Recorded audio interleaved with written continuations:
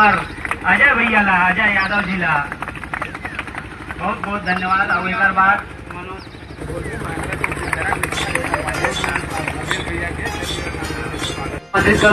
एक पुष्प गुच्छ के द्वारा उनका अभिनंदन करा थे मीडिया प्रभारी जयकरण साहू जी ला आमंत्रित करता कि वो हमारे दीदी के स्वागत करे, श्रीवास दीदी के पुष्प गुच्छ के द्वारा अभिनंदन करी।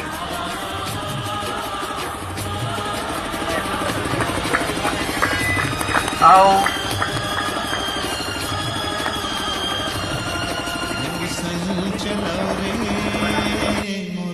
एक बार जोरदार ताली के साथ अभिनंदन करी। तरीका से हमारे ड्राइवर संगठन के भाई मना बहुत बढ़िया हमारे मन के स्वागत करी से, सेवा सत्कार करी से, हमारे थकान पूरा मिटा दी।